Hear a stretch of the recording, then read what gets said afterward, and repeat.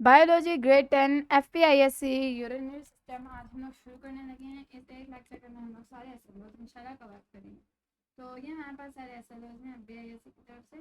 तो पहले एसएलओ से शुरू हो जाते हैं। हमारे पास सबसे पहला एसएलओ है identify the different organs of urinary system. तो यूरिनरी सिस्टम असल में वो सिस्टम है जिससे आप लोग अपने बॉडी के वेस्ट एक्सक्रीट आउट करते हैं, ठीक है। और ये सिस्टम में ड्रॉ करते हैं एंड देन हम लोग डिफरेंट ऑर्गन्स को आइडेंटिफाई करते हैं। तो आप लोग इसको बनाओगे कैसे? आप लोगों ने सबसे पहले बीन शेप एक ऑर्गन बनाना है, ठीक है, जो इस तरफ से पिछड़ा होगा, इधर से एक तरफ से कॉन्केव होगा और एक तरफ से कन्वेक्स होगा, ठीक है। फिर आप लोग बड़ा बना सकते हो ताकि इसके अंदर की भी चीज़ें आप लोगों के बनाना आसान हो जाए, वरना मैं इसको जूम इन करके अंदर की चीज़ें बनाऊंगी। दिस इज योर किडनी, ठीक है, और you have a pair of kidney in your body. एक यहाँ पे इस तरह और एक उसका फेस कर रहा होगा। अच्छा, जो फेस कर रहा होगा ना, यानी जो आप लोगों के पास लेफ्ट वाला होगा, वो आप लोगों ने थोड़ा सा ऊपर बनाना। ये भी मैं बताऊंगी कि क्यों, लेकिन लेफ्ट वाली किडनी राइट वाली किडनी से थोड़ी सी ऊपर जाएगी, ठीक है। बाकी ये कि आप लोगों ने इसके बाद दो ट्यूब बनानी है इस तरह, एक यहाँ से एंड एक यहाँ से, यहाँ से इस तरह, ठीक है। और ये इनका एक ट्यूब है तो इसे इस तरह बनाना पड़ेगा और यहाँ से इस तरह की थोड़ी सी मोटी हो गई मेरी सॉरी। अच्छा, उसके बाद ये कि आप लोग इस तरह करके एक ब्लैडर बनाओगे। अच्छा, मतलब थोड़ा सा छोटा क्यों बन रहा है, लेकिन ये ट्यूब में काफ़ी जगह ले लिया, लेकिन चलो ठीक है। अच्छा, आप लोगों ने इसको लेबल करना है, this is your urinary system. और मेरा फेमस में यूरिनरी सिस्टम सेम होता है, रिप्रोडक्टिव सिस्टम जो होता है वो डिफरेंट होता है। तो ये जो आप लोगों के पास है ये लेफ्ट किडनी है, किडनी बीन शेप्ड आप लोगों के पास रेडिश ऑर्गन है। ये आप लोगों के पास आप लोगों की राइट किडनी, ठीक है। इसके बाद ये जो आप लोगों को ट्यूब नज़र आ रही हैं, दीज आर योर यूरिटर्स। दो है ना, एक यूरिटर है और दोनों मिला के यूरिटर, ठीक है। फिर इस वाले बल्ब शेप जो आप लोगों के पास ऑर्गन है, इसको आप लोग ब्लैडर कहते हो या फिर यूरिनरी ब्लैडर। और ये जो नीचे आप लोगों के पास एक एक्सटेंशन है जो नीचे ओपन हो रही है, इसको आप लोग यूरिथर कहते हैं, ठीक है। अब मैं इन सबके आप लोगों को फंक्शन बताऊँ तो असल में किडनी का फंक्शन होता है कि आप लोगों के ब्लड के अंदर से उसने वेस्ट एक्सट्रैक्ट करना। और दोनों किडनीज ऑफ कोर्स काम करती है। अगर आप लोगों की बॉडी के अंदर एक किडनी फेल हो जाती है, एक किडनी खराब हो जाती है, तो दूसरी किडनी सारा काम कर सकती है, लेकिन काम को एफिशिएंट बनाने के लिए ऑफ कोर्स आप लोगों के पास दो किडनीज है, ठीक है। फिर दो ही यूरेटर्स हैं, किडनीज के अंदर से निकलते हैं। यहाँ से आप लोगों के पास जो वेस्ट होता है इसको आप लोग यूरिन कहते हो, वो इसके अंदर आता है एंड देन इस ब्लड के अंदर आकर स्टोर हो जाता है। स्टोर इसलिए होता है कि आपका पूरा कंट्रोल हो उसको आप लोगों ने कब रिलीज आउट करना उसके ऊपर। फिर जब आप लोगों ने उसे रिलीज आउट करना तो फिर आप लोग यूरेथर की हेल्प लेते हो। ब्लैडर एक स्टोरेज के लिए आपका पास बल्ब है और यूरेथर से एक्सक्रीट आउट करता है आप लोग उस वेस्ट। तो ब्लैडर को अगर आप लोगों ने डिफाइन करना है तो आप लोग इसे एक इलास्टिक मस्कुलर बैग कह सकते हो जिसमें यूरिन को स्टोर करना है। और ये यूरिथर के अगर आप लोगों को फंक्शन बताना हो तो ये एक एक्सटेंशन है from your kidney to your bladder जो यूरिन के लिए एक पाथवे है। और इसी तरह यूरेथर का जो आप लोगों ने फंक्शन बताना है वो आप लोग कहोगे एग्जिट है फॉर द यूरिन यूरेथर, ठीक है। अच्छा, हम लोग उसके बाद पढ़ने लगे जो हमारे पास सबसे इंपॉर्टेंट चीज़ है, यानी ट्यूब्स का तो आप लोगों को पता है कोई इंटरनल स्ट्रक्चर नहीं होगा because that just tube. Bladder भी जस्ट एक स्टोरेज के लिए एक बल्ब है, मस्कुलर बल्ब है, और नीचे यूरेथर का भी कोई इंटरनल स्ट्रक्चर नहीं होगा। लेकिन ऑफ कोर्स इन किडनीज के अंदर कोई तो इस तरह की बात है कि ब्लड के अंदर से वेस्ट एक्सेप्ट कर रही है। तो हम लोग एक किडनी के अंदर जाने लगे हैं, स्ट्रक्चर ऑफ किडनी पढ़ने लगे हैं, structure of kidney with its function. तो let's zoom in into a kidney. तो मैंने कुछ इनर स्ट्रक्चर बनाने की कोशिश की आप लोगों की किडनी समझाते हैं। इसके अंदर आप लोगों के पास कौन कौन से पार्ट्स हैं। तो सबसे पहले आप लोग देखें, ये जो आप लोगों का ये वाला पार्ट है ना, इसको आप लोग कहते हैं रीनल कॉर्टेक्स। रीनल का जो वर्ड है वो आप लोग एसोसिएट करते हो विद योर किडनी। हर चीज़ जो भी किडनी से एसोसिएटेड होगा इसके साथ आप लोग रीनल लगा सकते हैं। ये कॉर्टेक्स है उसका, ठीक है। फिर ये वाला जो हिस्सा है इसके अंदर आप लोगों को ये पेरिमेड से नजर आ रहे हैं, ये आप लोगों के पास रीनल मेड्यूला। और रीनल मेड्यूला के अंदर अप्रॉक्सीमेटली हर किडनी के अंदर 6 to 10 पैरामिड्स होते हैं जो आप लोगों को नजर आ रहे हैं, 1 2 3 4 5 6 मैंने अभी यहाँ पे ड्रॉ की। इनको हम लोग पैरामिड्स कहते हो, क्या कहते हो, रीनल पैरामिड्स या फिर पैरामिड्स के। ये किडनी के हैं तो आप लोग इनको रीनल पैरामिड्स भी कह सकते हैं।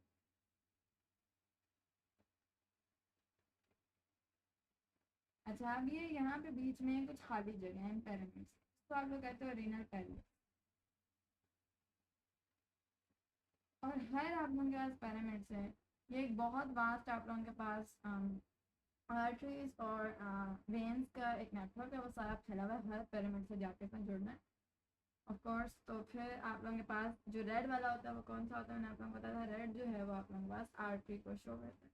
बाकी ज़्यादा करना मैं यहाँ पे लिखूँगी रीनल आर्टरी रेड वाली है, रीनल वेन ब्लू वाली है, और ये आप लोगों को पता होना चाहिए दिस इज योर यूरिन। ठीक है, अच्छा यूरिथ्रा, सॉरी यूरिथ्रा तो आखिर में आएगा, तो ब्लैडर के बाद होता है यूरिथ्रा। ठीक है, अब हम लोग इन सबके फंक्शंस पढ़ेंगे कि what is the function of pyramids, what are the function of renal pelvis, इसके बाद जूमिंग करते। सबसे पहले एक छोटा सा ओवरव्यू मैं लूँगी आप लोगों के साथ। ये जो आप लोगों के पैरामिड्स है ना, इन्होंने सब में अपना सारा फंक्शन करना है। इन पैरामिड्स के अंदर आप लोगों के पास एक यूनिट है जिसको आप लोग कहते हो नेफ्रॉन। नेफ्रॉन के अंदर डिटेल से जाते हैं, एक आप लोगों के पास किडनी के अंदर अप्रॉक्सीमेटली 1 मिलियन नेफ्रॉन्स, और एक पैरामिड के अंदर ऑफकोर्स बहुत ज़्यादा नेफ्रॉन। ठीक है, and what is this pelvis thing, तो इस पेल्विस के अंदर आप लोगों के पास इन नेफ्रॉन से प्रोड्यूस होने वाला सारा यूरिन आके जमा होगा। और ये असल में जो आप लोगों का पेल्विस है ना, this is the extended form of your urine, यानी आप लोगों के पास पेल्विस का यूरिन है, ऑफ कोर्स इन दोनों के अंदर कहीं से एंटर नहीं हो सकता, क्योंकि असल में ये इसी का बड़ा हिस्सा है, इधर से ये सिर्फ यहीं से एंटर हो सकता है यूरिथ्रा के अंदर। तो पेल्विस का क्या फंक्शन है, इसने यूरिन को सबसे पहले इन सबसे जमा करना है एंड देन वो यूरिथ्रा में इसमें भेजना ताकि उसे एलिमिनेट आउट किया जाए। बाकी हम लोग नेफ्रॉन का फंक्शन पढ़ते हैं, किस तरह ये ब्लड के अंदर से यूरिन को एक्सट्रैक्ट करके पेल्विस में भेजता। स्ट्रक्चर बनाया नेफ्रॉन का, अभी हम लोग इसको डिटेल से समझते हैं। ठीक है, जो एक नेटवर्क है, network of your arteries and veins. चलिए इसके अंदर जूमिंग करते हैं। हमारे पास जो नेफ्रॉन होता है उसके हमारे पास दो मेन कैटेगरीज होती हैं। एक आप लोग कैप्सूल कहोगे, जैसे आप लोग कहोगे रीनल कैप्सूल, और एक होगा टिब्यूलर पार्ट, यानी नेफ्रॉन के दो पार्ट्स, एक है रीनल कैप्सूल और दूसरा रीनल टिब्यूल। तो कैप्सूल असल में आप लोग उस चीज़ को कहते हो किसी चीज़ को सराउंड करिए, तो ये आप लोगों के पास एक कैपिलरीज का नेटवर्क, कैपिलरीज का नेटवर्क है। कैपिलरीज नहीं कहोगे बिकॉज कैपिलरीज आर्टरीज और वेन्स में होती है, बस आर्टरीज का एक नेटवर्क है। ठीक है, इसके अंदर ऑफ कोर्स आप लोगों के पास डीऑक्सीजनेटेड ब्लड आएगा, और ये कैप्सूल इसके इर्द गिर्द होती है। अभी हम लोग इसके फंक्शन पढ़ेंगे। और ये जो पीछे आप लोगों को टिब्यूलर पार्ट नजर आ रहा है ऑफ योर नेफ्रॉन, ये आप लोगों के इर्द गिर्द जो नेटवर्क है, नेफ्रॉन नहीं, नेफ्रॉन के अंदर वाला येलो पार्ट है, आप लोगों को नजर आ रहा है, तो ये बारीक हो रहा है, और ये फिर ऊपर चढ़ रहा है यहाँ से, और ये आगे आप लोगों के पास जो ये चीज़ आगे बनी है ना, इसे आप लोग कलेक्टिंग ट्यूब का, ये नेफ्रॉन नहीं, नेफ्रॉन के साथ मिलने वाली कलेक्टिंग ट्यूब है, जिसके अंदर अल्टीमेटली आप लोगों का यूरिन जो अलग हो चुका है इस नेफ्रॉन के अंदर, वो यहाँ पे आके जमा होता है। ठीक है, और अब हम लोग इसे बाकी सबको डिटेल से पढ़ते हैं कि व्हाट इज द स्ट्रक्चर। अगर आप लोगों को अंदर येलो वाला नजर नहीं आ रहा, मैं इसे थोड़ा सा डार्क करने की कोशिश करती हूँ। क्लियर हो गया, क्योंकि नेफ्रॉन आप लोगों के पास मेन पार्ट है, बाकी नेटवर्क तो आप लोगों को पता है हर तरफ फीचर है। तो अब हम लोग सबसे पहले कुछ टर्म्स पढ़ने लगे। तो ये जो आप लोगों के पास ये कैप्सूल है, इसे आप लोग कैप्सूल ही कहोगे बिकॉज एक ही कैप्सूल है पूरे यूनिट के अंदर, लेकिन आप लोग इसे कैप्सूल को ज़्यादा स्पेसिफिक करके इसे आप लोग बोमेंस कैप्सूल कहते हैं। तो बोमेंस capsule and renal capsule is the same thing.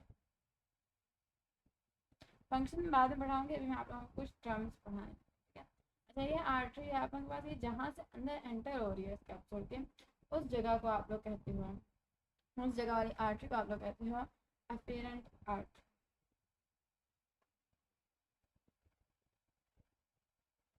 ठीक है, और आर्टरी नहीं आर्ट्रियोल, क्योंकि वो ना जब छोटा हो रहा है ब्रांच में कन्वर्ट हो रहा है, तो इसे आप लोग आर्टीरियोल दो। ठीक है, इसी तरह अब जब ये निकल रहा है, जो ब्रांच निकल रही है अंदर से, उसे आप लोग क्या कहते हो, एफिरेंट, ई से आर्टीरियोल। ठीक है, और इसके बाद एक और जो टर्म आप लोगों ने सीखनी है, दैट इज कि आप लोग ये जो कैप्सूल के आगे जहाँ से ट्यूब शुरू हो रही है, इस एरिया को क्या कहते हैं, जहाँ से आप लोगों के पास ट्यूबुलर पार्ट शुरू है, तो इस एरिया को आप लोग कहते हो अपने पास proximal convoluted tubule, proximal convoluted tubule, और सिर्फ शुरू होने वाले को ना इस पूरे टिब्यूल को भी आप लोग प्रॉक्सिमल कॉन्वोल्यूटेड टिब्यूल कह सकते हो, ठीक है। अच्छा, अब आप लोगों ने करना क्या है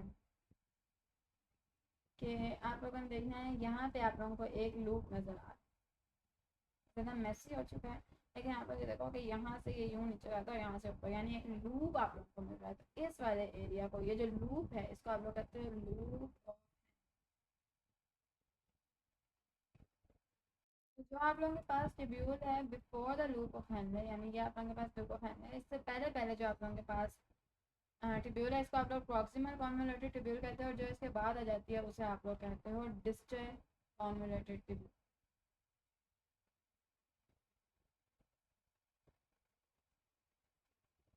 ठीक है।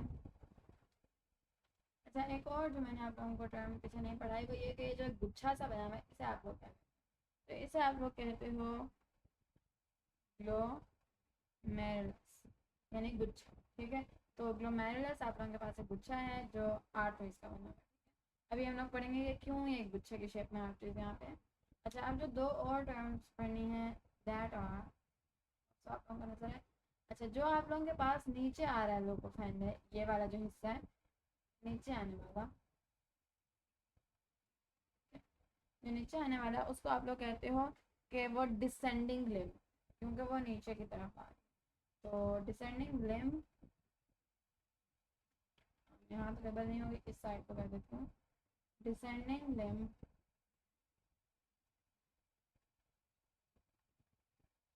ऑफ लूप ऑफ हैंडल, ठीक है। लूप ऑफ हैंडल आप लोगों को देखोगे, तो ये लूप ऑफ हैंडल की डिसेंडिंग लिम्ब है, और ये वाली जो ऊपर की साइड जा रही है, इसके अंदर से ब्लड ऊपर की साइड फ्लो करेगा, this is the ascending limb of the loop of Henle, ठीक है। तो ये हम लोगों ने सारी टर्म्स पढ़ने हैं ना, अब हम लोग इनके फंक्शंस के अंदर डाइव इन करेंगे।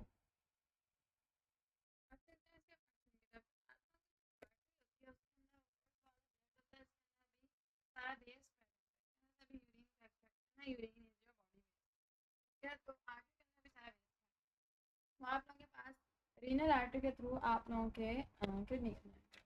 अच्छा, इन नॉर्मल एडल्ट आप लोगों के पास 1.5 4.5 टू 5 लीटर ब्लड होता है इन योर बॉडी, और सरप्राइजिंगली यही आप लोगों के पास जो ब्लड होता है 4.5 to 5 लीटर, ये 80% to 100%, ओ सॉरी मेरा मतलब ये था 8% to 10% of your body weight बनाता है, ठीक है।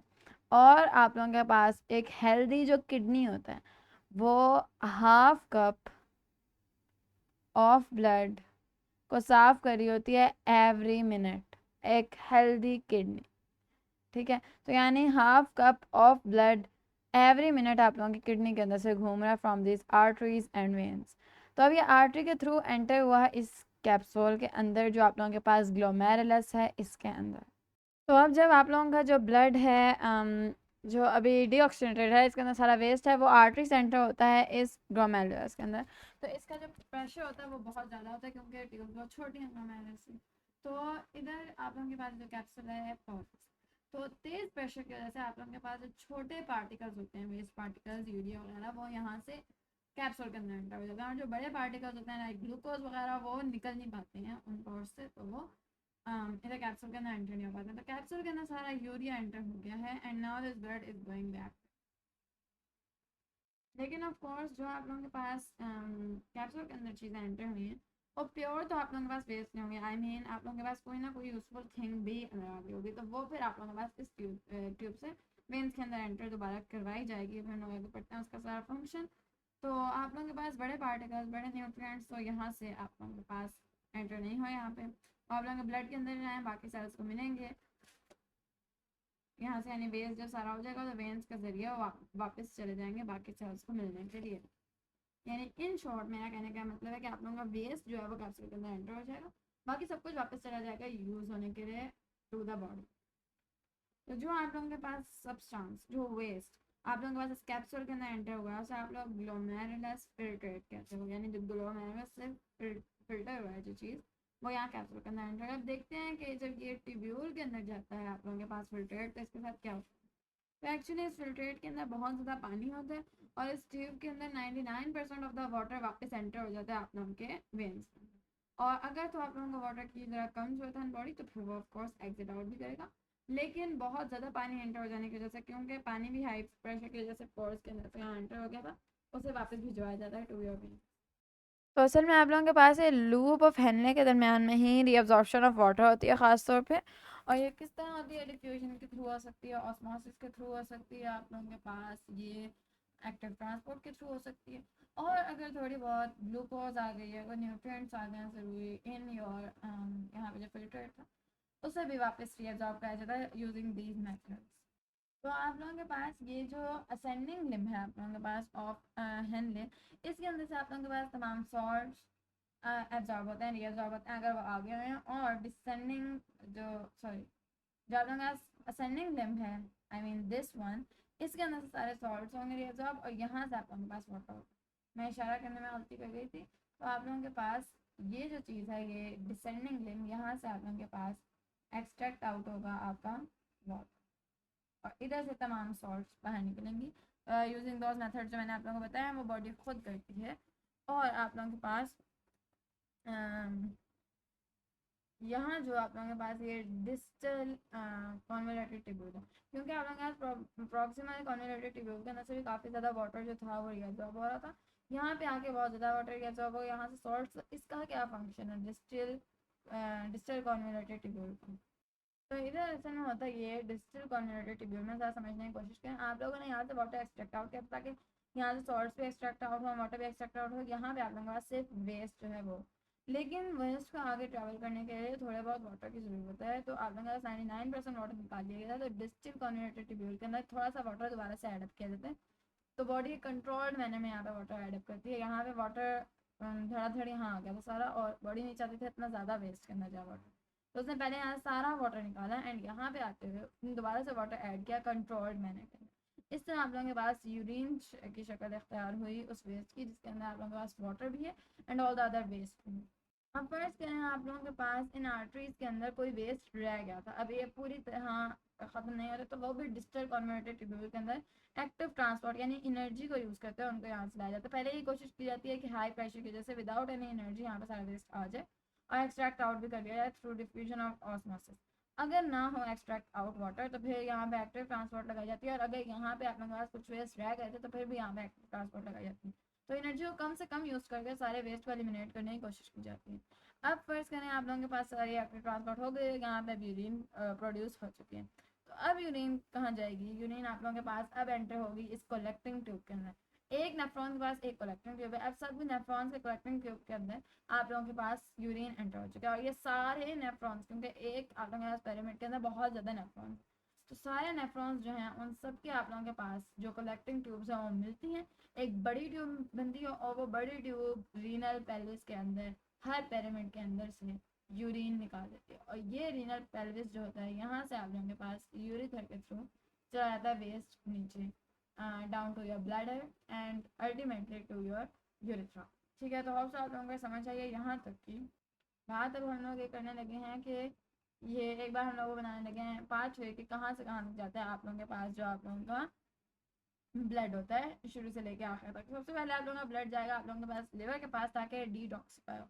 इसके बाद आप लोगों के पास जब लिवर से ब्लड डिटॉक्सिफाई हो गया, तो इधर आप लोगों के पास यूरिया जो बन चुका है, यानी यूरिया अलग हुआ और अब वो ब्लड के अंदर ही है। ब्लड अब आप लोगों का जो है लिवर के बाद जाएगा टू योर किडनीज, और किडनीज के अंदर ये कहाँ जाएगा, आप लोगों के पिरामिड्स के अंदर, पिरामिड्स के अंदर ये जाएगा आप लोगों के नेफ्रॉन्स के अंदर। नेफ्रॉन्स के अंदर हम लोग बात करें तो सबसे पहले जाएगा ग्लोमेरुलस के अंदर, और ग्लोमेरुलस के बाद आप लोगों के पास जो वेस्ट है, हम असल में वेस्ट की बात करने लगे हैं कि वेस्ट कहाँ कहाँ जाएगा। आप लोगों के पास के बीच से एक बार निकाल देते हैं, जो आप लोगों के पास वेस्ट है वो लिवर से आप लोगों के पास डिटॉक्सिफाई हुआ था एंड नाउ ये किडनी के करीब चला गया। तो हम ये असल में पाथवे बना रहे हैं of the waste.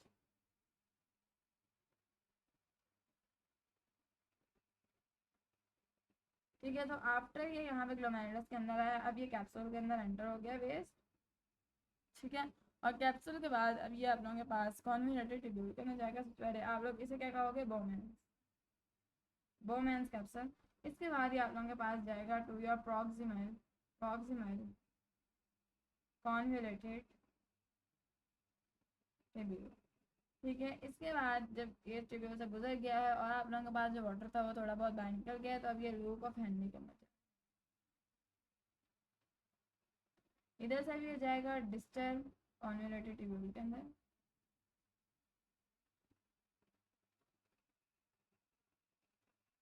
Distal convoluted tubule के बाद ये जाएगा आप लोगों के पास कलेक्टिंग डक्ट के अंदर। कलेक्टिंग डक्ट के बाद ये आप लोगों के पास यूरेथर सीधा नहीं लिखना चाहिए आप लोगों को। कलेक्टिंग डक्ट के बाद अब आप लोगों ने लिखना है कि ये पेल्विस के अंदर एंटर होगा, रीनल पेल्विस के अंदर। देन ये आप लोगों के पास यूरेटर के अंदर एंटर होगा, देन ब्लैडर या यूरिनरी ब्लैडर के अंदर, और ब्लैडर के बाद ये यूरेथ्रा से आउट ऑफ द बॉडी निकल जाएगा, यूरेथ्रा से। This was the pathway of the waste. अगले एसएलओ की तरफ चलते हैं। तो अभी तक हम लोगों ने कौन कौन से एसएलओस पढ़ लिए, ये वाला पढ़ लिया, ये वाला पढ़ लिया, ये वाला पढ़ लिया कि नेफ्रॉन एक एक्सक्रीटरी यूनिट है। इसके अंदर आप लोगों के पास कलेक्टिंग डक्ट के थ्रू सारे पैरामिड के नेफ्रॉन्स मिलते हैं और वहाँ से वो यूरिन बाहर निकालते हैं। Locate the different parts of nephron and indirect them with their function, ये भी हम लोगों ने कर लिया। ठीक है, उसके बाद state that main role of the kidney is urine formation, ये भी हम लोगों ने पढ़ लिया। किडनी का मेन जो रोल है वो यूरिन फॉर्मेशन है, ऑफ कोर्स उसने यूरिन बनाना है। हम लोगों ने ये भी पढ़ लिया कि किस तरह यूनियन बन गया। और ये आप लोगों को वो कह रहा है कि यूनियन फॉर्मेशन के जो 3 प्रोसेसेस आपको बताएं। तो मैंने असल में आप लोगों को किडनी का स्ट्रक्चर पढ़ाते हैं और नेफ्रॉन का स्ट्रक्चर पढ़ाते हैं, सारी बातें पढ़ा दी हैं। मैं एक बार दोबारा से जल्दी जल्दी एक्सप्लेन कर देती हूँ, अगर आप लोगों को एक शक हुआ है कि नहीं आप लोगों ने नहीं पढ़ा।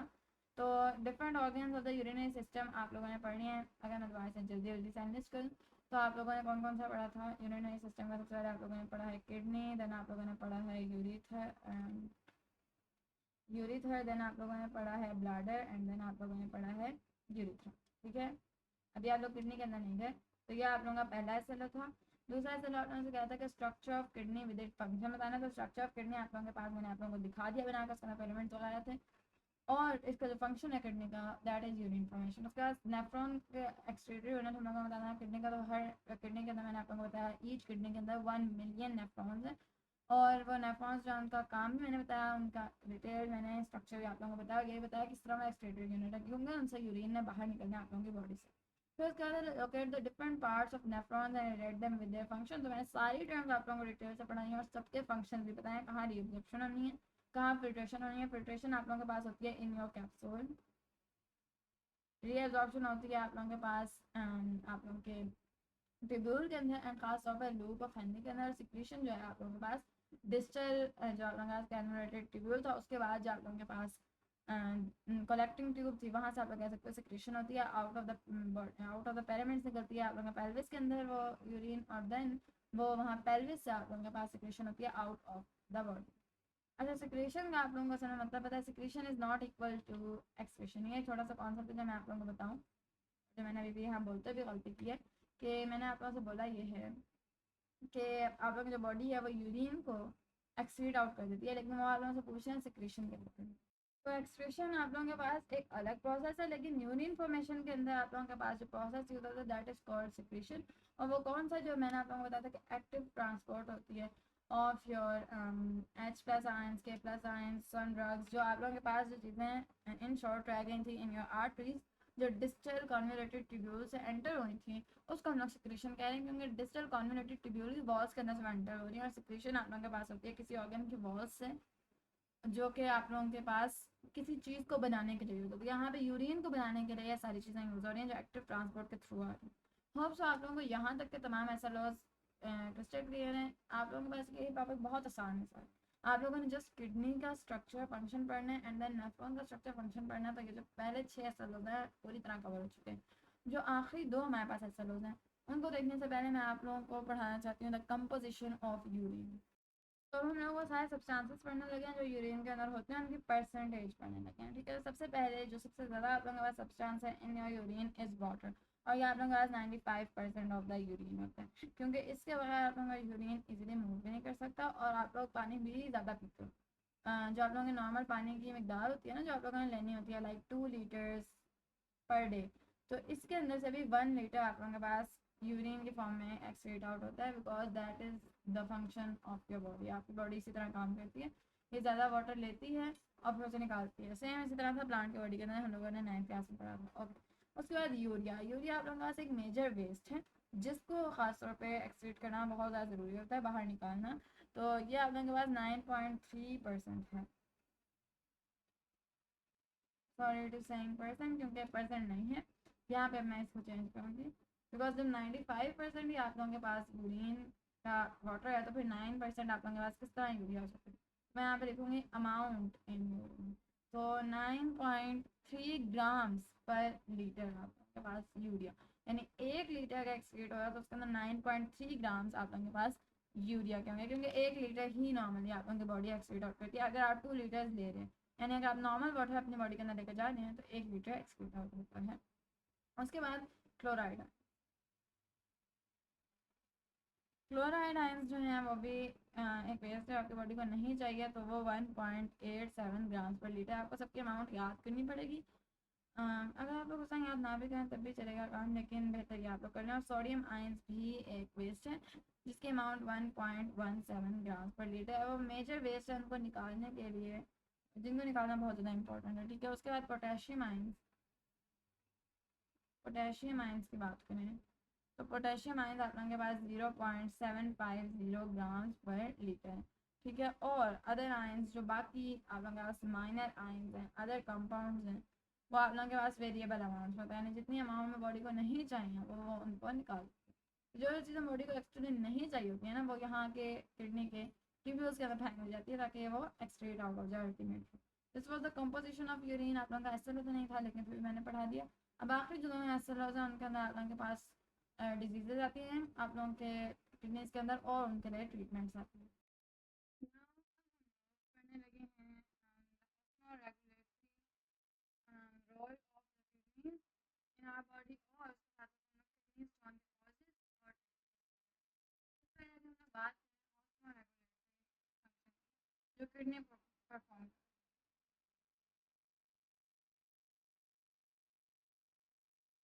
तो इसके अंदर हम लोगों ने पढ़ना है किडनी किस तरह वाटर लेवल्स को मेंटेन करता है, किस तरह पीएच ऑफ द ब्लड को मेंटेन करता है, किस तरह ब्लड प्रेशर को मेंटेन करता है, किस तरह ब्लड सॉल्ट्स को मेंटेन करता है, किस तरह आप लोगों के पास जो बॉडी के वेस्ट है उनको एलिमिनेट आउट करता है। तो इसके अंदर जो आप लोग ऑस्मोरेगुलेटरी रोल के अंदर लिखते हो, आप लोग लिखते हो कि it regulates the water in your body.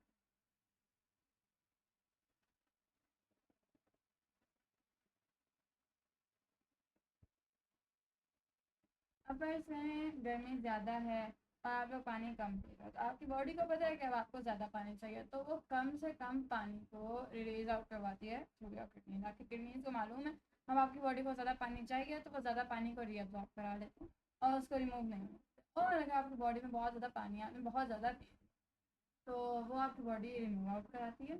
और आपको ये मालूम होगा कि जब आप लोग ज़्यादा पानी पीते हो तो ज़्यादा यूरिन फॉर्मेशन होती है, इसके अंदर डाइल्यूट यूरिन फॉर्मेशन होती है, यानी इसके अंदर पानी ज़्यादा होता है, वो वाला यूरिन बाहर आता है। इसके साथ ये पीएच ऑफ द ब्लड को मेंटेन करता है आप लोगों का किडनीज।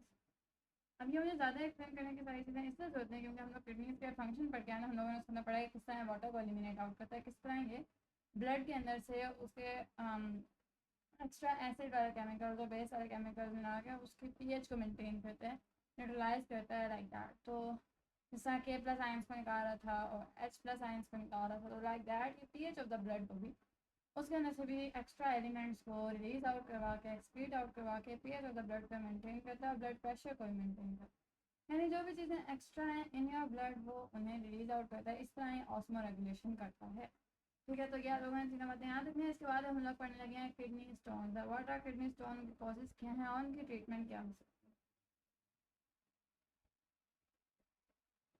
तो असल में जो किडनी स्टोन है ना, वो बनते किस तरह, किडनी स्टोन वाले आप लोगों ने बीमारी पड़ी होगी और ये सुनते ही किडनी स्टोन आप लोगों के जहन में किस तरह की पिक्चर आती होगी कि किडनी है और उसके अंदर स्टोन्स बने हुए हैं, लाइक पत्थर फंसे हैं।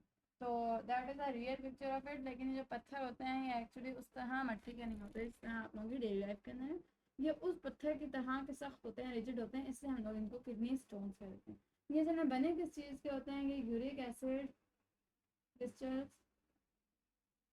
और ये आप लोगों के पास कैल्शियम कैल्शियम ऑक्सैलेट क्रिस्टल्स से बने। आई थिंक मैंने पहले ही सही लिखे। तो ये इन क्रिस्टल्स के आप लोगों के पास बने होते हैं, यानी अगर आप लोगों के पास कैल्शियम और ऑक्सैलेट के जो लेवल्स हैं इन योर बॉडी, अगर वो आप लोगों के पास ऑक्सैलेट है, ठीक है, अगर वो लेवल आप लोगों के पास ज़्यादा हो गए इन योर बॉडी, तो उसके क्रिस्टल्स जो हैं वो जाके यहाँ किडनी के अंदर बन जाते हैं और ये किडनी के अंदर फंस गए होते हैं। ऑफकोर्स तो ये किडनी के अंदर का जो फ्लो है ऑफ ब्लड उसको भी रोकते हैं, और एक्चुअली ये यूरिन की जो ये असल में बनते हैं आप लोगों के ये यूरिटर के अंदर, ठीक है, और ये लाइक किडनीज के अंदर बन सकते हैं, यूरिटर के अंदर बन सकते हैं, बट ये जिस चीज़ को रोकते हैं आप लोगों के यूरिन को पास ऑन करने से। लाइक यूरिन तो बन जाते हैं बिकॉज ये आप लोगों के पास आप लोगों के नेफ्रॉन को तो ब्लॉक नहीं कर रहे, लेकिन यूरिन बनने के बाद जो पास आउट होना होता है टू योर यूरेटर वो नहीं हो पा रहा होता बिकॉज बीच में यूरिक एसिड के क्रिस्टल्स और कैल्शियम ऑक्सैलेट के क्रिस्टल्स होते हैं वो आगे होते हैं। अब आप लोगों के किडनी के अंदर जो स्टोन्स बने हुए हम लोग किडनी स्टोन्स कहते हैं, और जो यूरेटर के अंदर चले जाते हैं, अगर ये स्टोन्स बन के यूरेटर के अंदर पास हो गए हैं, जो टाइनी ट्यूब्स हैं आप लोगों के पास जिनका डायमीटर काफ़ी छोटा उसके अंदर अगर पास ऑन हो गए तो ये वहाँ जाके ब्लॉकेज कॉज करते हैं, उनको हम लोग कहते हैं यूरेटर स्टोन, और ये वहाँ जाके अगर ब्लॉकेज कॉज कर देते हैं तो फिर आप लोगों को पेन भी होगी ऑफकोर्स, और आप लोगों का फंक्शन भी इफेक्ट हो। तो आप लोगों के पास ये इसके कॉजेज़ क्या हैं? तो कॉजेज़ यही हैं कि आप लोगों के पास कैल्शियम का बहुत ज़्यादा हाई इनटेक और आपकी बॉडी में ऑक्सैलेट की हाई प्रेजेंस इसका मेजर रीज़न हो सकती है। उसके बाद ये कि लो इनटेक ऑफ वाटर या लेस इनटेक कह सकते हैं, लेस इनटेक ऑफ वाटर आप लोगों के पास इसको कॉज कराता है किडनी स्टोन को, बिकॉज आपके पास जितना ज़्यादा वाटर का इंटेक कम होगा, जितना ज़्यादा वाटर कम पहुंचेगा किडनी तक, उतनी ज़्यादा वहाँ पे रिजिड चीज़ों का बनने के चांसेस ज़्यादा आ जाते हैं, ठीक है। बाकी ये कि आप लोगों के जेनेटिक्स पे बेस कर सकता है कि आपकी एज कितनी है, इस पर बेस कर सकता है आपकी फैमिली की हिस्ट्री किस तरह की है। लाइक अगर उनको किडनी स्टोन का ज़्यादा मसला था आपके अबाउट दैट को, तो फिर ये आपके अंदर ज़्यादा हो सकते हैं without any of these causes के, अब आपके अंदर जेनेटिक्स के अंदर है किडनी स्टोन तो वो बन जाते हैं। अच्छा, अब अगर हम लोग इनकी प्रिवेंशन नहीं ट्रीटमेंट्स को देखें, प्रिवेंशन के अंदर यही आएगा कि आपने ज़्यादा से ज़्यादा पानी पीना है, क्योंकि आप लोगों के पास जो पानी है ना वो 90% ऑफ किडनी स्टोन को यूँ ही ख़त्म कर देता है।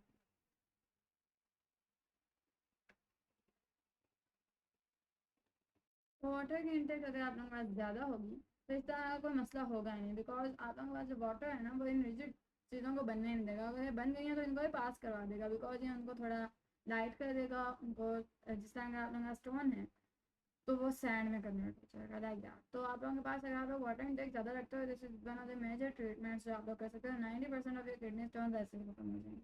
अच्छा, उसके बाद अगर आप लोग करना चाहते हो इसकी फुल ट्रीटमेंट, लाइक अगर आप पूरे स्टोन को ख़त्म करवाना चाहते हो तो आप लोग एक सर्जिकल मेथड है वो आप लोग कर सकते हो, लाइक सर्जरी करा लो और आप लोग अपने किडनी स्टोन को ख़त्म कराओ। और एक सर्जिकल मेथड के अलावा आप लोगों के पास जो दूसरा मेथड है that could be non surgical method. वो किस तरह होता है, आप लोगों को शॉक वेव दी जाती हैं डायरेक्टली ऑन योर किडनी ताकि वो जो आप लोगों का स्टोन है वो ख़त्म हो जाए। ट्रीटमेंट ये सारी हैं तो सही, शॉक वेव जो होती हैं इनको आप लोग लिथो ट्रिप्सी कहते हो, लेकिन इन सारी ट्रीटमेंट की तरफ जाने से पहले बेहतर यह है कि आप लोग प्रिवेंशन करो। प्रिवेंशन किस तरह होंगी कि बहुत एक्स्ट्रा कैल्शियम भी नहीं लेना, यानी कैल्शियम आपकी बॉडी के लिए है ज़रूरी आपके बोन्स पे, लेकिन इतना ज़्यादा तो नहीं लेना कि वो किडनी स्टोन्स कॉज हो।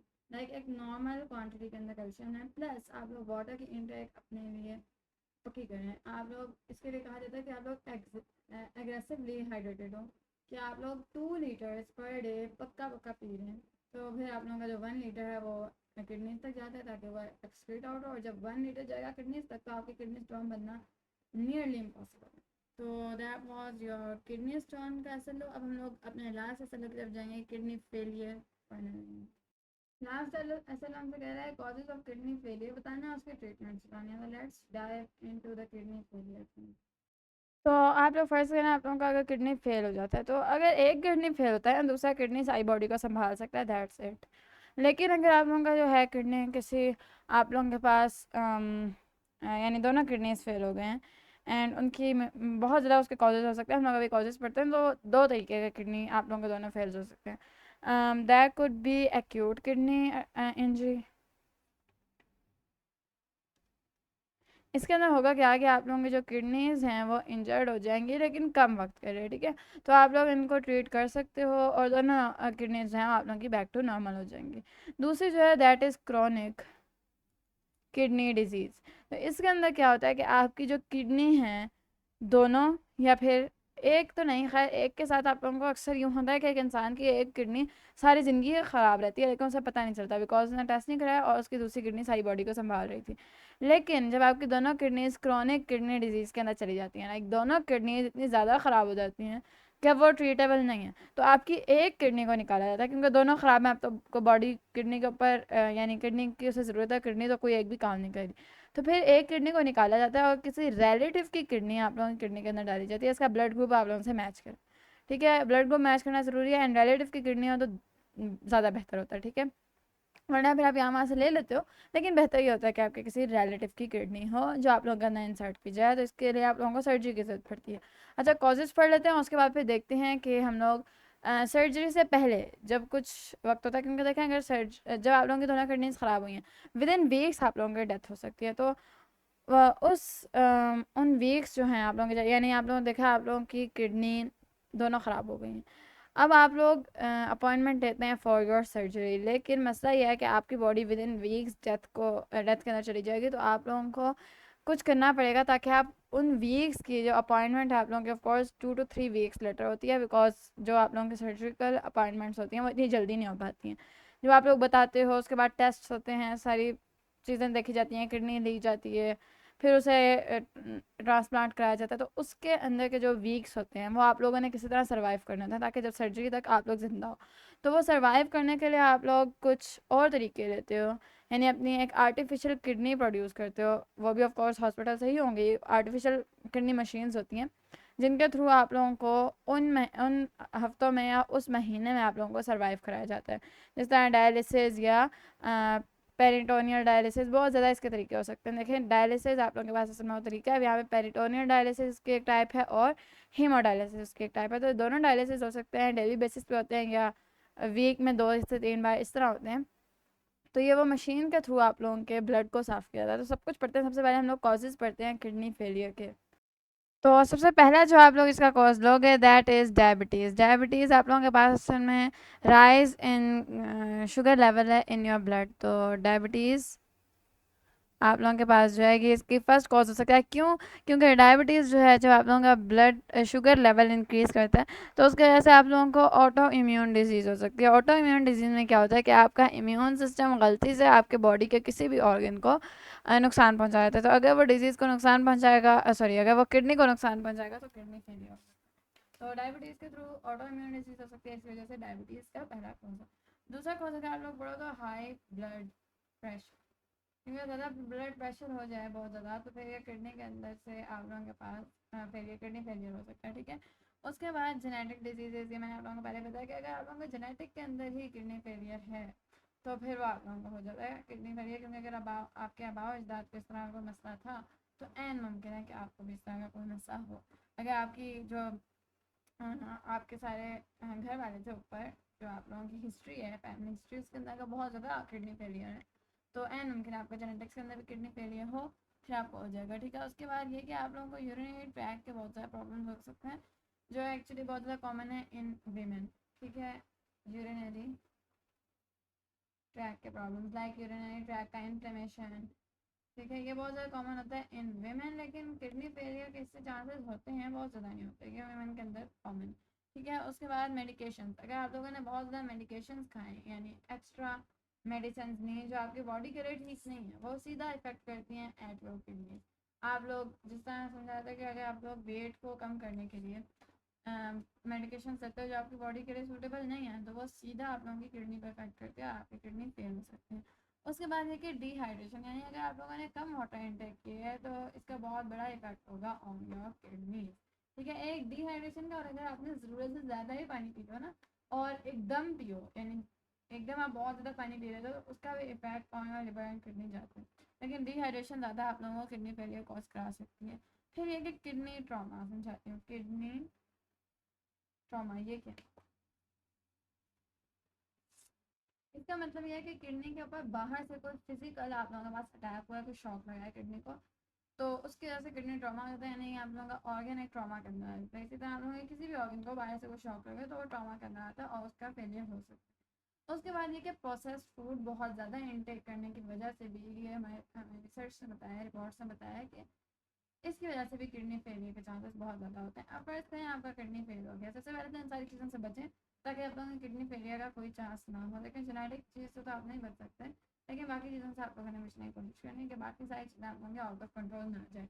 लेकिन अब अगर आप लोगों के दोनों किडनी फेल हो गए हैं तो आप लोग क्या करेंगे कि आप लोग उसका ट्रीट करें। तो मैंने आप लोगों को बताया कि अगर आप लोगों के पास क्रॉनिक नहीं है सिचुएशन तो फिर ट्रीटेबल होता है, लेकिन अगर सिचुएशन क्रॉनिक है तो फिर ऑफकोर्स आप लोगों को प्लांटेशन करनी पड़ेगी, लाइक किसी और रिलेटिव का किडनी इम्प्लांट कराना पड़ेगा इन योर बॉडी, और उससे पहले आप लोग कुछ वीक के लिए डायलिसिस के प्रोसेस के अंदर गो करते हैं।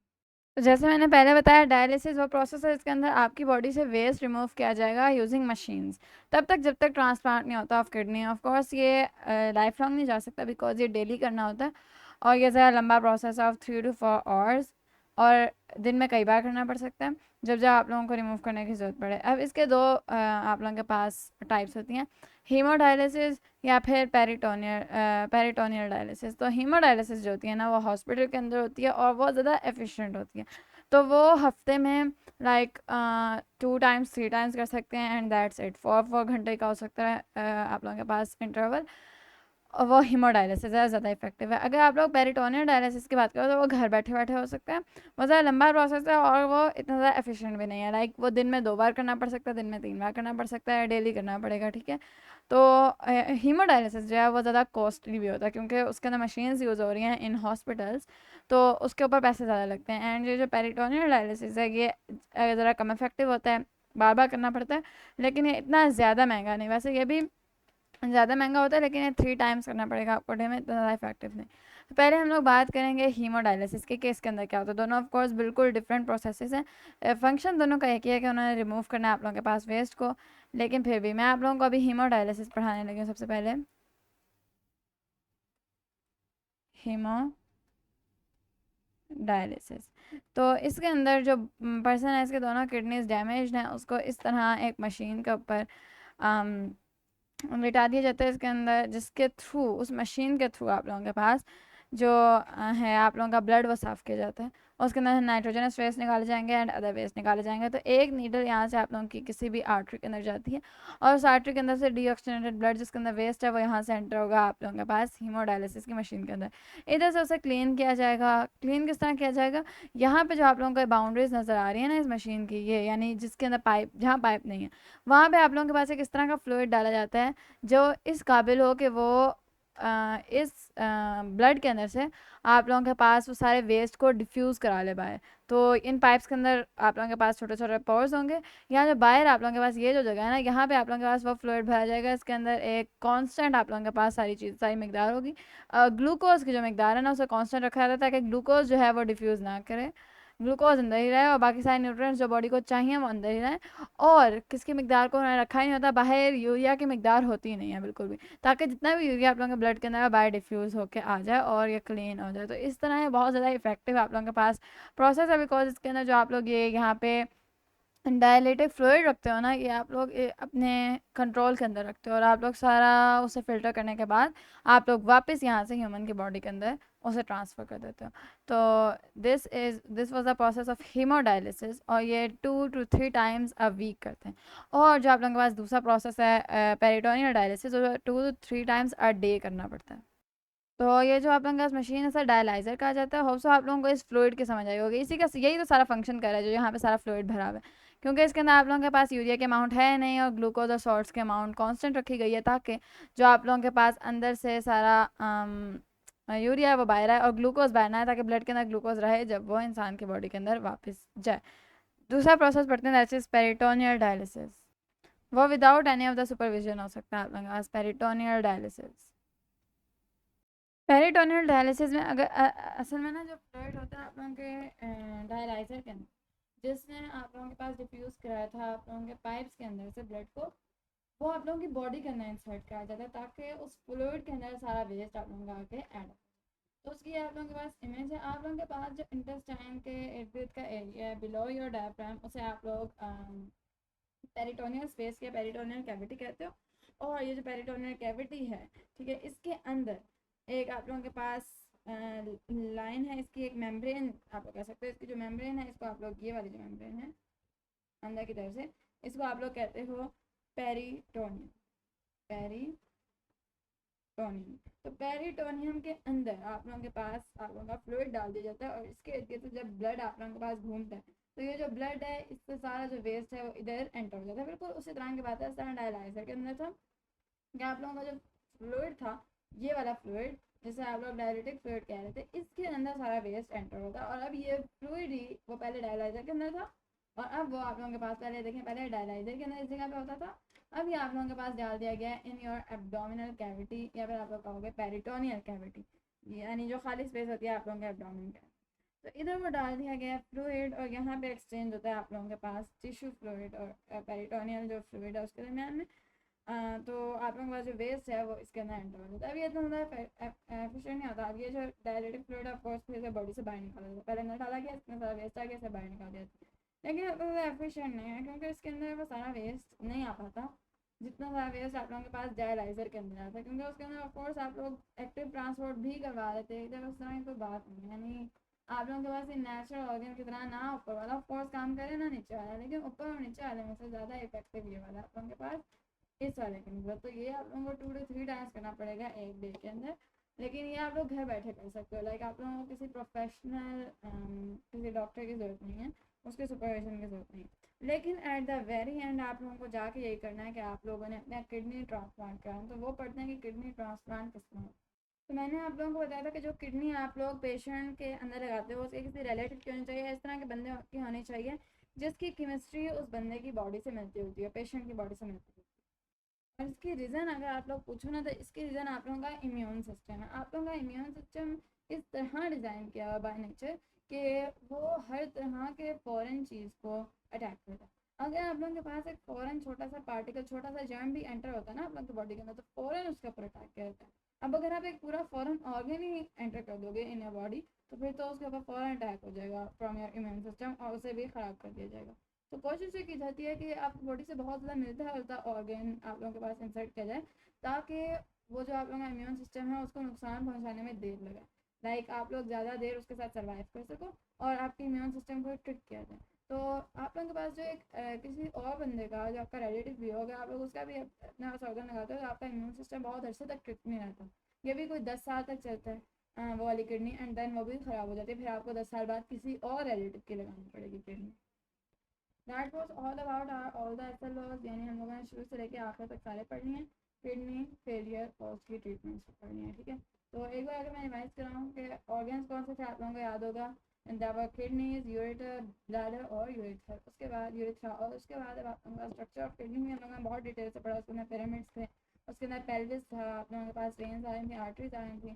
फिर हम लोगों ने नेफ्रॉन का बहुत डिटेल से स्ट्रक्चर पढ़ा, जहाँ पे आप लोगों के पास एक कैप्सूल था, और दूसरा आप लोगों के पास दैट ट्यूब्यूलर पार्ट था, ठीक है। उसके बाद हम लोगों ने क्या पढ़ा, डिफरेंट पार्ट्स, तो इसी के अंदर आ जाते हैं। उसके बाद main role of kidney, urine formation, हम लोगों ने सारा प्रोसेस पढ़ा यूरिन फॉर्मेशन का, कि किस तरह कलेक्टिंग ट्यूब से आप लोगों के पास सारी कलेक्टिंग ट्यूब मिलकर एक बड़ी कलेक्टिंग ट्यूब बनाती है नेफ्रॉन्स की, और वह सारे आप लोगों के पास यूरिन आके इन योर पेल्विस स्टोर होता है, एंड पेल्विस के बाद वो यूरिटर के थ्रू ब्लैडर के अंदर जाकर स्टोर हो जाता है।